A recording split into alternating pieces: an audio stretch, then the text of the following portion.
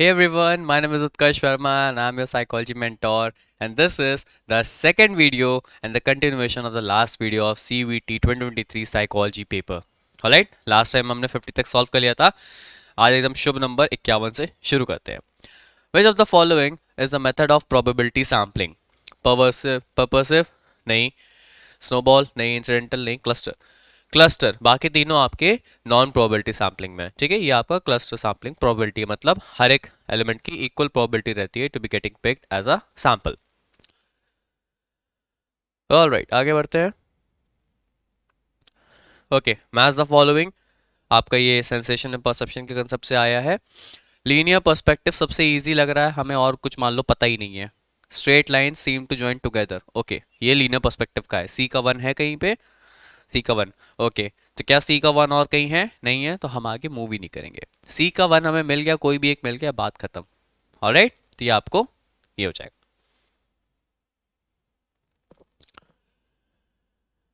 Okay, statement वाले questions काफी आ रहे हैं, तो बच्चा अच्छे से प्रिपेयर करके रखो आप लोग इसे. ठीक है. इन CTT classical test theory, the difficulty level of item is equivalent to the proportion of examinees in a standardization sample who pass the item. अच्छा, IRT model concludes that the test scores are more reliable for individual of average ability than of high or low. ठीक है. Classical test theory और item respondent curve दो तरह की चीज़ें होती हैं. दोनों में बेसिकली ये देखा जाता है कि हम एक्सट्रीम वैल्यूज़ को ज़्यादा ध्यान ना दें. भाई क्लास में कोई बहुत इंटेलिजेंट होगा या बहुत डम्ब होगा, दोनों के बच्चों से आपको क्लास की एबिलिटी का आइडिया नहीं मिल जाएगा. तो in psychology we always go with average performances. That's why norm का कंसेप्ट आता है. ठीक है. तो ये दोनों ही स्टेटमेंट आपके सही हैं, क्योंकि आपका पहला वाला ये बताता है कि कितना डिफिकल्ट है, कि कितने आपके पास कर रहा है आइटम, आइटम डिफिकल्टी इंडेक्स. ठीक है, मैंने पढ़ाया है. दूसरा चीज आपका IRT, कि वो एवरेज एबिलिटी को मेजर करता है. अच्छा, कौन से टास्क है जो एग्जीक्यूटिव फंक्शंस पे काम करते हैं? कंजर्वेशन टास्क तो सुना सुना सा ही नहीं लग रहा है, छोड़ देते हैं इसको. स्ट्रूप इफेक्ट, स्ट्रूप टास्क ये होता है. ट्रेल मेकिंग टेस्ट, बिल्कुल ये भी होता है. कलर स्पैन बैकवर्ड टेस्ट, हाँ ये भी. फॉल्स बिलीव टास्क भी थोड़ा वियर्ड लग रहा है. सो आपका हो जाएगा BCD. कहीं पे है हमारा BCD? Yup, option number 2. A researcher wants to test if there is a significant difference between the achievement scores of 8th grade students in mathematics before and after. ध्यान दो मेरे बच्चों, बिफोर एंड आफ्टर कहीं भी word आए, individual differences check करना है, मतलब मीन चेक करना है. ऑब्वियस सी बात है. तो बिफोर एंड आफ्टर तो मतलब आंख बंद करके डिपेंडेंट सैंपल टी टेस्ट पे मार देना. Dependent sample T test. Independent कहीं कहाँ पे होता? बेबी मान लो 8th और 9th क्लास के बच्चों पे चेक करना होता, 8th या 7th क्लास के बच्चों पे चेक करना होता. अलग अलग सैंपल पे. सेम सैंपल है, प्री पोस्ट कंडीशन आ रही है, तो dependent sample. Presence of empathy in Nightingale और lust for power in Napoleon, ये इनके ऐसे ट्रेड थे. जैसे हिटलर का नाम सुनते ही एक चीज दिमाग में आती है, मदर टेरेसा का नाम सुनते ही एक चीज दिमाग में आती है. तो वो उनके कार्डिनल ट्रेड्स होते हैं. ठीक है, ऑप्शन 2. DSM-5 में क्या सही है? 3 एक्सिस तो नहीं, एक्सिस सिस्टम ही हटा दिया था उन्होंने. अच्छा, अबैंडन मल्टीपल एक्सियल सिस्टम, हाँ ये हो सकता है. 4 एक्सिस मेंटेन नहीं, तो ऑप्शन 2. क्योंकि DSM-4 TR तक आपकी एक्सेस सिस्टम थी, 5 एक्सेस होती हैं आपकी, 1 2 3 4 5, और DSM-5 ने एक्सेस सिस्टम को हटा दिया था. थंब सकिंग अगर कोई बच्चा कर रहा है तो वो कौन से साइकोसेक्सुअल स्टेजेस के डेवलपमेंट स्टेज पे फिक्सेट हुआ है? थंब सकिंग लिप में आ रहा है, माउथ में आ रहा है, that means oral. Okay, oral stage.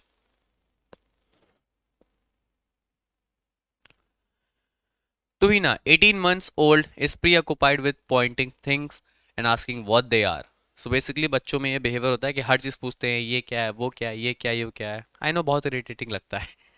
Alright, तो इस फिनोमेना को बेसिकली बोलते हैं हम लोग naming explosion. Okay, by the way, language acquisition device, इसको भूल मत जाना, नाम चॉम्स्की ने दिया था. ओके, क्वेश्चंस आते हैं आपके इससे इंपॉर्टेंट.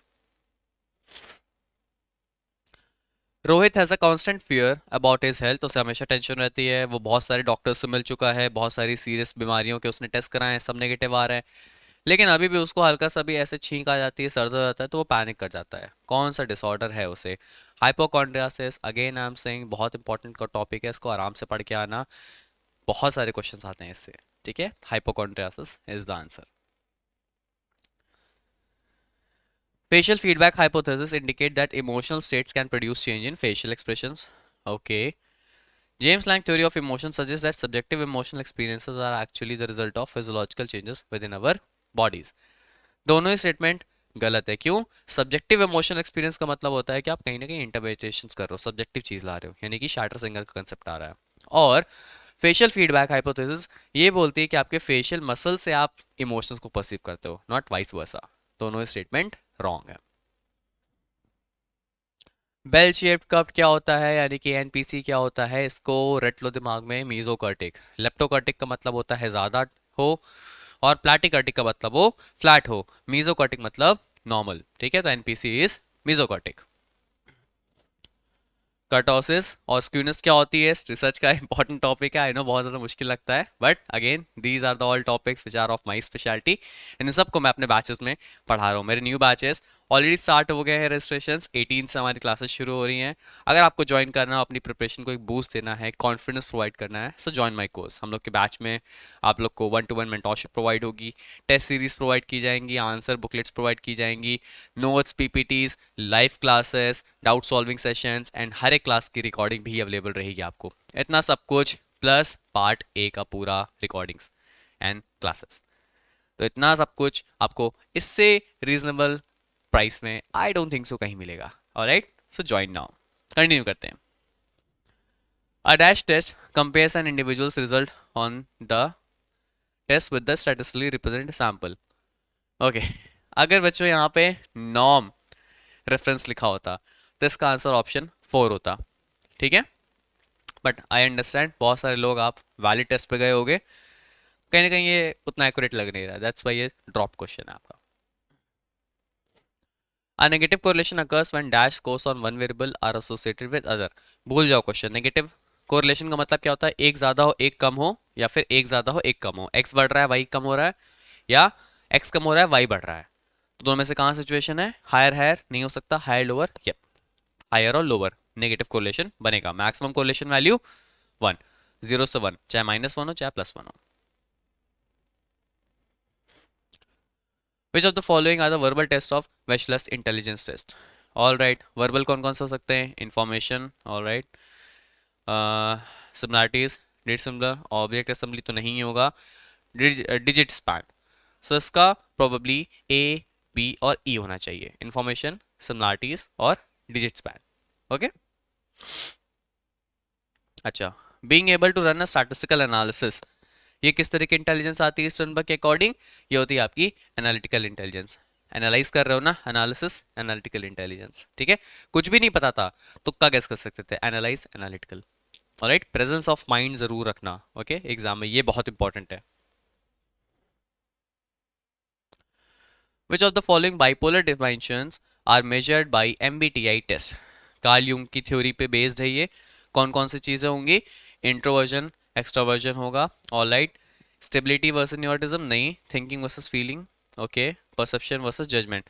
सो इसका आंसर प्रॉब्ली होना चाहिए ए, बी एंड डी. क्या ए बी डी है हमारे पास? Yes, A B D. ठीक है, ये सारे डायमेंशंस आपके एमबीटीआई टेस्ट में आते हैं. ये कार्ल यूंग की थ्योरी पर्सनालिटी पे बेस्ड है. इंपॉर्टेंट क्वेश्चन है. फिर indicate the therapeutic techniques that are based upon classical conditioning. हाँ, बहुत इजी क्वेश्चन है. Aversion therapy, yes. Token applied, नहीं. Systematic desensitization, yes. Flooding, yes. तो A D E, A D E option third. Easy question. According to information processing theory, cognitive development is characterized by increase in storage capacity, processing speed and efficient executive functioning. अच्छा, the process of myelination is the most profound developmental change in human brain. Okay, myelination सबसे देर तक होता है, probably it's true. And the first statement कि क्या ये चीज़ें characterise हो रही हैं, स्टोरेज कैपेसिटी, प्रोसेसिंग स्पीड, या कहीं ना कहीं जितना अच्छा आपका माइलिनेशन होगा उतना ही अच्छा आपका ये चीज़ डेवलप भी होगी. So it's answer is a. Research evidence indicate that aggression is reasonably stable attribute. Reactive aggressors are children who display high levels of hostile retaliatory aggression. Okay, aggression एक रीजनबली स्टेबल ट्रेट है? I don't think सो। सो मेरे हिसाब से option D will be the right answer. Dash is a form of conditioning in which, जो आपका condition stimulus होता है वो पहले आता है, यूसीएस बाद में आता है, और दोनों ओवरलैप नहीं करते। आप ध्यान समझना, इंपॉर्टेंट वर्ड है यहाँ पे, ओवरलैप नहीं करते हैं। अगर ओवरलैप नहीं करेंगे तो आंसर होगा आपका ट्रेस। ओवरलैप कर रहे होते, आंसर होता आपका डिलीड। दोनों साथ में आ रहे होते, आंसर होता आपका साइमल्टेनियस या फॉरवर्ड। यूसीएस पहले आता, सीएस बाद में आता, सबसे फालतू कंडीशनिंग होती है, आंसर होता आपका बैकवर्ड। ठीक, काफी सारे कंफ्यूजिंग टर्म्स है ना पढ़ते पढ़ते आपको आ जाएगा। Association agnosia, patient cannot readily name objects they have seen और drawn, correct. Prosopagnosia, patients may not recognise faces of known people, correct. ये दोनों ही स्टेटमेंट्स करेक्ट है, दोनों ही सिचुएशन के सिम्टम्स हैं वो करेक्ट है, so it means both the statements are true.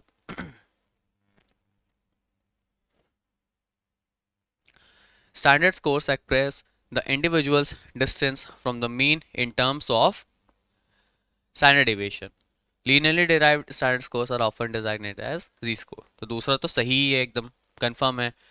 Standard scores क्या होते हैं? आपके इंडिविजुअल डिस्टेंस को दिखाते हैं मीन से। दोनों ही सही है। और क्या ये इसका रीजन हो सकता है? I don't think so. Reason तो नहीं है, बट दोनों स्टेटमेंट सही है, तो आपका 2 will be the right answer. Flooding कौन सा मेथड है? अभी 2 मिनट पहले हमने क्वेश्चन सॉल्व किया था। कौन सा है? बिहेवियर थेरेपी का पार्ट है ये, classical conditioning. Who used objective introspection? भूल जाओ ऑब्जेक्टिव क्या होता है, इंट्रोस्पेक्शन किसने यूज किया ये तो पता है ना। आंसर टिक कर दो आंख बंद करके, ठीक है। मैं इसका आंसर नहीं बताऊंगा, इसका आंसर आपको पता होना चाहिए। सबसे पहला पॉइंट होता है साइकोलॉजी का। Which of the following is an assumption of arousal theory? Arousal theory basically Yerkes Dodson law की बात हो रही है यहाँ पे, okay. High levels of arousal are the most desirable, alright.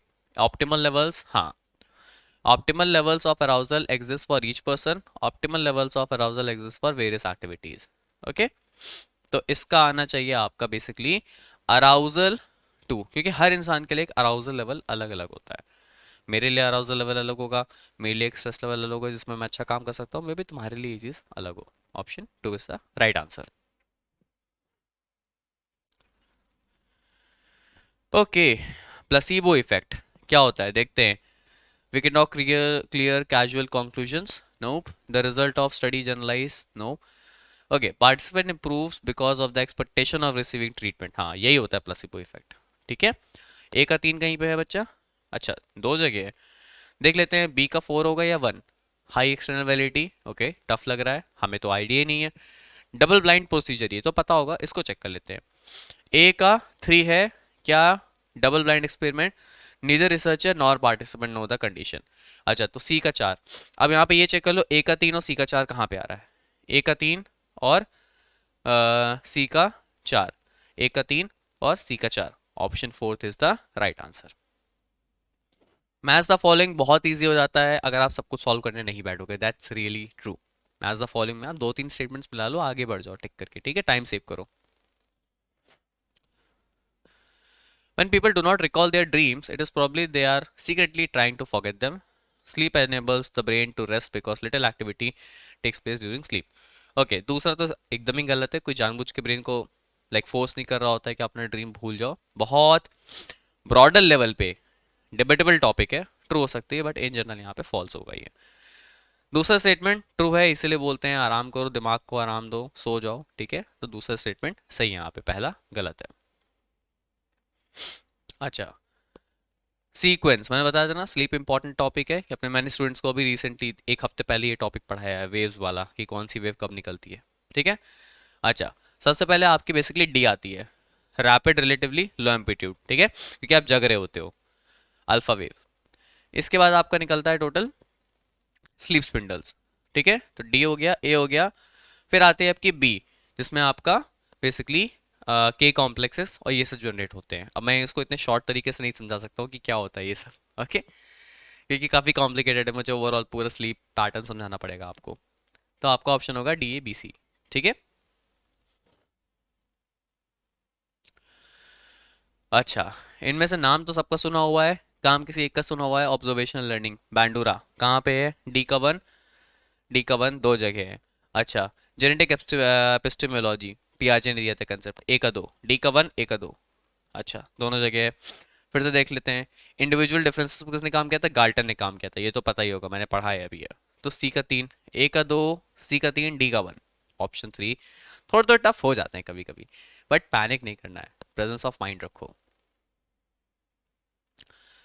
कॉन्ट्रालेक्टरल neglect, मेरी पीपीटी में अलग से एक पॉइंट लिखा हुआ है कि जब पैराइटल लोब में डैमेज होगा तो कॉन्ट्रालेक्टरल नेग्लेक्ट होगा। आप एक साइड की विजन फील्ड को नेग्लेक्ट कर दोगे, ध्यान नहीं दे पाओगे, अटेंड नहीं कर पाओगे उसको। According to cognitive prospective thoughts, anticipations, planning, perceptions and attentions are all considered major factor in behaviors. इस तरह क्वेश्चन आता है तो इंसान पहले ही डर जाता है, इतना भयानक भयानक टर्म्स आ गए हैं। Research and cognitive processes are generally done under highly controllability conditions. Okay, तो पहला वाला फिर से रीड करते हैं। Cognitive prospective thoughts, anticipations, etc. are considered as major factors in behavior. Okay, दोनों ही स्टेटमेंट्स सही हैं, पर दोनों को कोई रिलेशन नहीं है आसपास में। तो आपका option two is the right answer. According to Craik and Lockhart, levels of processing, सबसे अच्छी तरीके से कौन सी चीज याद रहेगी? Word recognised by having 5 letters, word recognised by number of vowel, a word analysed for its meaning, and all the words will be equally remembered. तो सबसे अच्छी रिमेंबरिंग कहाँ पे होती है? सेमांटिक लेवल पे। सेमांटिक लेवल होता क्या है? सेमांटिक का मतलब होता है मीनिंग। मीनिंग वाला क्या है? Option three. ठीक है, simple, easy peasy. Okay, which of the following are the functions of parasympathetic nervous system? Parasympathetic nervous system में किस तरह से काम होगा? आपका सलाइवेशन इंक्रीज हो जाएगा, हार्ट रेट स्लो हो जाएगा, क्योंकि बाकी सारे सिंपैथेटिक होते हैं। सिंपैथेटिक नर्वस सिस्टम का फंक्शन होता है कि आपके नॉर्मल लेवल से बढ़ा दे आपको। ठीक है, पैरासिम्पैथेटिक का काम होता है कि वो बढ़े हुए लेवल्स को नॉर्मल लेवल्स पे लाए। मून इल्यूजन क्या होता है? अगेन मैंने अपनी क्लास में पढ़ा रखा है। मून इल्यूजन सिंपल से क्यों होता है?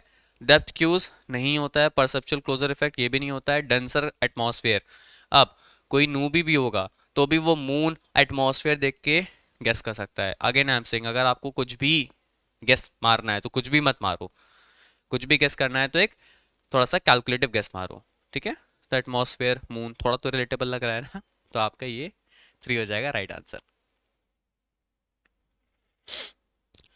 बिहेवियर मॉडिफिकेशन इन्वॉल्व्स, क्या क्या होता है? अप्लाइंग रिवॉर्ड टेक्निक्स, ठीक है, solving problem thoughts, okay, bringing behaviours under stimulus control, ठीक है, एप्लीकेशन ऑफ प्रिंसिपल्स। अब देखो यहाँ पे सब कुछ सही है।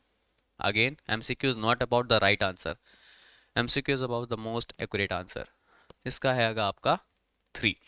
Okay,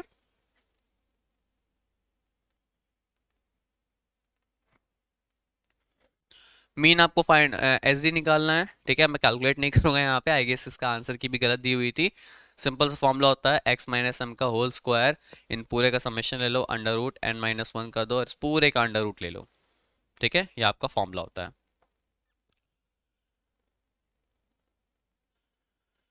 the key aspect of therapy based on existentialism, resolving unconscious thoughts, nope, psychodynamic होता है ये। एलिमिनेटिंग सिम्टम्स, नहीं। Believe you are capable of making choices about who you want to be, हाँ ये होता है। ठीक है, तो option three is the right answer. सबसे बड़ा और कॉम्प्लिकेटेड ऑप्शन भी थ्री लग रहा है। अगेन कुछ भी गेस करना है, take a calculative guess. The structuralist school of psychology use introspection to analyse conscious experience, okay, relied heavily on process of natural selection, we observe the experience as a whole, gestalt हो गया, dream analysis psychodynamic हो गया, natural selection आपका evolutionary basis पे हो गया, बचा क्या आपका ए, इंट्रोस्पेक्शन आ गया ना। ठीक है, बात खत्म।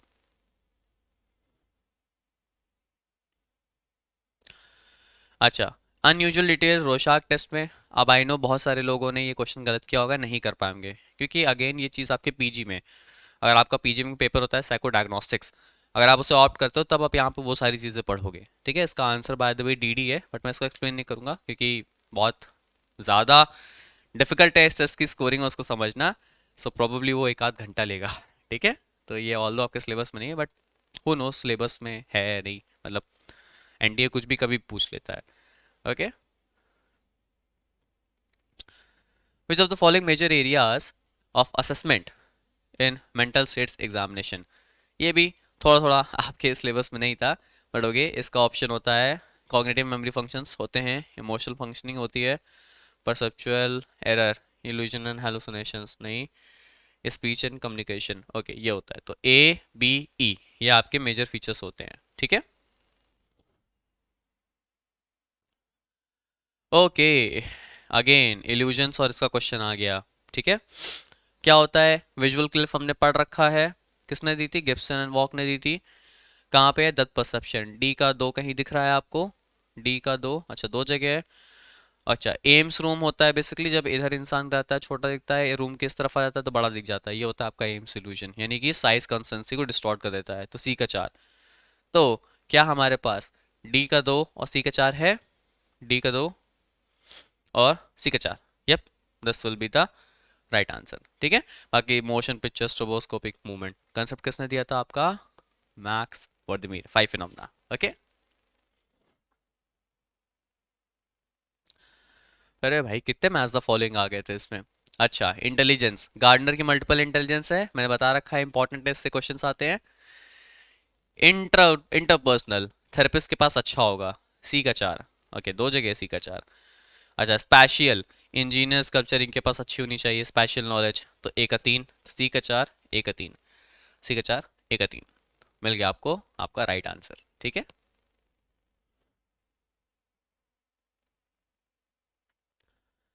The ability to coordinate performance on 2 separate task and to switch between them, working memory central executive की बात कर रहा है, बैटले हिच का मॉडल है, इंपॉर्टेंट है, ठीक है। Ability to use retrieval strategies, retrieval strategies क्यों, क्योंकि आपका लॉन्ग टर्म मेमोरी से कनेक्टेड रहता है पूरा सिस्टम, रिट्रीव करता रहता है, तो दोनों ही स्टेटमेंट आपके सही हैं यहाँ पे। Social positioning curve is evidence of existence of two distinct memory system, STM and LTM, correct. When people try to recall a list of unrelated words, they usually remember more words from the beginning and end of the list. ये जो phenomena है जो reason में लिखा हुआ है, इसको हम बोलते हैं serial positioning effect, okay, serial positioning effect. जब आपको मैं नंबर ऑफ लिस्ट के आइटम दूं और आपको याद करना हो उसे, तो आप बीच के भूल जाओ, आपको स्टार्टिंग और मिडिल का याद आ जाए, अगर आपको स्टार्टिंग और लास्ट का याद हो जाए, सॉरी, तो आपको अगर एकदम स्टार्टिंग के याद है उसे हम बोलते हैं बेसिकली क्या, प्राइमेसी इफेक्ट। अगर आपको लिस्ट को एकदम एंड वाली वैल्यूज याद है तो उनको बोलते हैं रीसेंसी इफेक्ट, ठीक है। दोनों स्टेटमेंट सही है। सबसे अच्छा कोरिलेशन कौन सा होगा, पॉजिटिव, क्योंकि ये 8 है, सही जवाब नहीं, बिल्कुल गलत है ठीक है, जस्ट किडिंग, -0.88, माइनस प्लस से बच्चा ध्यान रखो कोई रिलेशन नहीं होता है कि बड़ा है छोटा है, minus plus always define as directions, कोई इनका मैग्नीट्यूड से मतलब है, जो नंबर बड़ा लग रहा है वही होगा आपका स्ट्रॉन्गेस्ट कोरिलेशन। यहाँ पे आंसर है -0.88। आई नो बहुत लोग आप +8 मार के आओगे, एकदम कॉन्फिडेंट हो के आओगे, ठीक है, तो ध्यान रखो, बेसिक्स अपने स्ट्रॉन्ग रखो। अच्छा, कौन कौन से कॉमन ऑब्सेशंस होते हैं, ओसीडी के बारे में बात हो रही है, obsessions and compulsions, contamination, yes, excessive checking, yes, perfectionism, yes, unwanted sexual thoughts, yes, okay. तो ए बी ई हमारे पास कोई ऑप्शन है, ऑलराइट, कंटामिनेशन नहीं है, B C, always go with the most accurate option, excessive checking behaviour हो जाएगा, तो contamination सी और ई, तो हो जाएगा ए सी ई, क्या हमारे पास ऑप्शन है A C E, right, okay. Which of the following interviewing skills is intended to help the clients to change their self defeating behaviours, थोड़ा सा ये डिस्प्यूटेड क्वेश्चन था, मेरे हिसाब से भी इसका आंसर या तो सेल्फ डिस्क्लोजर होना चाहिए या तो डिस्प्यूटिंग होना चाहिए, ऑलराइट, बट आंसर की में इसका डिस्प्यूटिंग दिया हुआ है, सो मेरे हिसाब से ये दोनों ही सही ऑप्शन हैं इसके। मैच द फॉलोइंग, ये इतना ज़्यादा मैंने बोल रखा है अपने क्लास में कि इस चीज़ को याद करो दिमाग में, ये फिक्स क्वेश्चन आपके फ्री के नंबर होते हैं। ऑक्सीपेटल लोब मैं देखूंगा भी नहीं, ऐसे ही देख लो, ऑक्सीपेटल लोब का मतलब होता है वहाँ पे आपका विजुअल कॉर्टेक्स प्रेजेंट होगा, देख लो स्क्रीन मैच कर लो।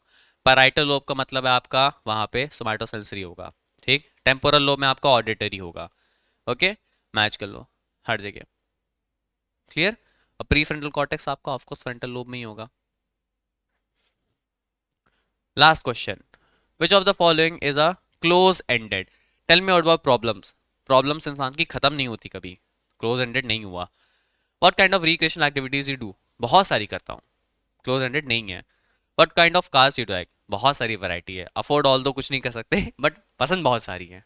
ठीक है, क्या आपके फादर स्ट्रिक्ट है? यस और no. Close ended, is your father strict?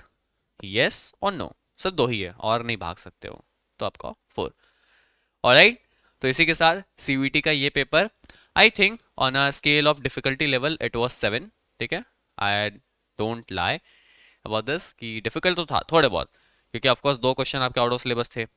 ठीक है, एक क्वेश्चन मुझे खुद से रीचेक करना पड़ा इसका कंसेप्ट, तो थोड़ा टफ था। बट अगेन इन 75 में से एटलीस्ट 60 क्वेश्चंस आपके इजी थे। ठीक है, ये मान के चलो आप, तो आपका डिफिकल्टी लेवल थोड़ा थोड़ा बढ़ेगा ही। ऑलराइट, तो आई गेस आपको अच्छा लगा। जो भी सजेशंस आपको देने हैं और कौन सी ईयर के पेपर्स मैं सॉल्व कराऊँ प्रीवियस ईयर के, आप लोग कमेंट कर सकते हैं।